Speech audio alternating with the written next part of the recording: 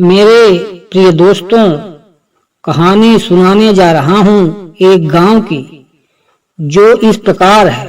एक गांव में रामलाल नाम का एक आलसी ब्राह्मण अपनी पत्नी कलावती के साथ रहता था। रामलाल आलसी तो था, पर वो भगवान शंकर का परम भक्त भी था। वह सुबह शाम शंकर जी की पूजा करता और भगवान शंकर का नाम जपता रहता था। रामलाल रोज यही दो काम करता था। बाकी समय अपनी आलसीपन की वजह से वह घर में ही सोया रहता था।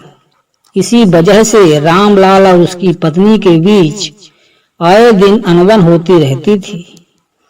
सुनते हो जी, आज जल्दी से खाना खाकर खेत चले जाओ, आज फसल काटनी है। और आज खेत से आते हुए सरसों का तेल और साग भी लेते आना। घर में सब्जी बनाने को कुछ भी नहीं है। आते हुए भूल मत जाना, नहीं तो आज खाना नहीं बनेगा। मैं पहले से ही बोल रही हूँ। पत्नी ऐसा बोल ही रही थी कि रामलाल अपनी पत्नी की बातों को नजरअंदाज करके सोने चला जाता है। कैलाश में बैठी माता पार्वती भगवान शंकर से कहती हैं, भगवान, यह आपका कैसा भक्त है? ऐसा क्या कारण है कि भक्त आपकी भक्ति तो करता है पर कोई काम नहीं करता? आपको तो इसका मार्गदर्शन करना चाहिए।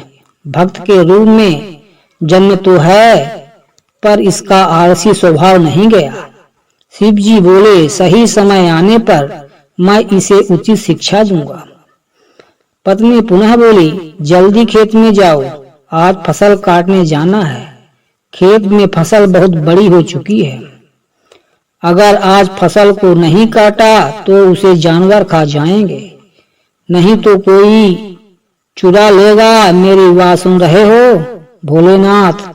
ना जाने इसका आलस कब खत्म होगा। मैं तो बहुत परेशान हो चुकी हूँ।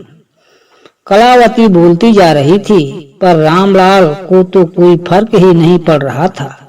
वो चुपचाप बिस्तर पर लेटा हुआ था। रामलाल को कुछ बोलता हुआ न देख कलावती रसोई घर में जाती है और वहां से एक बाल्टी पानी लाकर रामलाल के ऊपर डाल देती है और फिर दोनों के बीच बहुत कहा सुनी होती है। फिर वह गुस्से में घर से निकलकर भोलेनाथ के मंदिर की ओर चला जाता है। मंदिर जाकर वह गुस्से में शंकर जी से कहने लगता है, अगर मैंने आपकी भक्ति श्रद्धा पूर्वक की है तो मुझे वरदान दीजिए। ऐसा बोलकर रामलाल चूर चूर होकर रोने लगता है। उसकी भक्ति भाव को देखकर भोलेनाथ स्वयं रामलाल को दर्शन देते हैं और कहते हैं, रामलाल, तुम मेरे परम भक्त हो। तुम्हारी भक्ति से मैं बहुत प्रसन्न हूँ। बोलो, तुम्हें क्या वरदान चाहिए? तब रामलाल शंकर जी को प्रणाम करके उनके सामने अपनी इच्छा प्रकट करता है कि हे भगवान, मुझे ऐसी चीज दीजिए जो मेरी बात सुने और मेरा सारा काम कर दे। शिव जी ने कहा, ठीक है, लो मेरा एक छोटा सा त्रिशूल। इस त्रिशूल को तुम जिस चीज पर भी रखोगे वो अपना काम खुद ही करने लग जाएगा और काम खत्म करने के बाद ही रुकेगा। पर हाँ, अगर तुमने काम करते हुए इसको मना किया तो त्रिशूल हमेशा हमेशा के लिए गायब होकर मेरे पास आ जाएगा। अब रामलाल बहुत खुश हो जाता है और मन ही मन सोचता है कि आज से मुझे कोई भी काम नहीं करना पड़ेगा। फिर वह त्रिशूल लेकर घर जाता है और अपनी पत्नी को शंकर भगवान के वरदान के बारे में बताता है। ऐसे ही कुछ दिन गुजर जाते हैं। रामलाल उस त्रिशूल को पाकर बहुत खुश था। उसे उसी दिन से कुछ भी काम नहीं करना पड़ता था।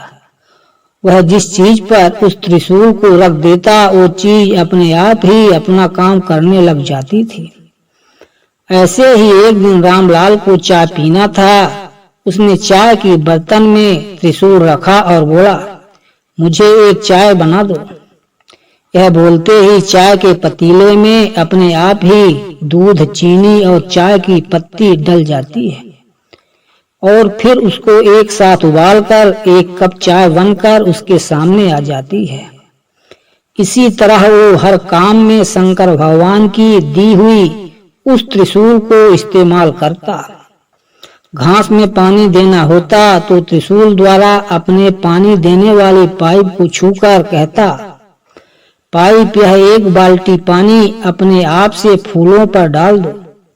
पाइप को यह काम बोलकर रामलाल घर के अंदर सोने चला जाता है। एक दिन उसके सोते समय लाइट चली जाती है। लाइट चली जाने के कारण पंखा बंद हो जाता है, पर रामलाल बिना चिंता करते हुए अपने हाथ वाले पंखे को कहता है, मुझे गर्मी लग रही है, जब तक लाइट न आए तुम मुझे इस पंखे से हवा करो।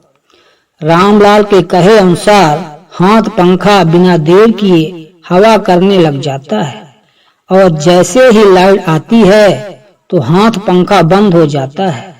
इस तरह वह अपने हाथ से बिना कुछ काम किए बड़ी आसानी से सारे काम को कर लेता है। फिर एक दिन रामलाल को भूख लगी और अच्छे अच्छे पकवान खाने का मन किया, तो खाना खाने बैठा रामलाल मन में ही बोलने लगा। ऐसा कहते ही प्लेट से तरह तरह के पकवान निकलकर रामलाल के मुंह में जाने लगे। तरह तरह की मिठाई, नए नए स्वाद, पकवान और बिना रुके अपने आप ही उसके मुंह में जा रहे थे और वो बड़े मजे से उन्हें खाकर आनंद ले रहा था। पर यह मजा कुछ देर तक का ही था। थोड़ी देर में रामलाल का पेट भर गया और वह खा नहीं रहा था, पर खाना रुकने का नाम ही नहीं ले रहा था। प्लेट से भिन्न भिन्न प्रकार के व्यंजन निकलकर उसके मुंह में जा रहे थे।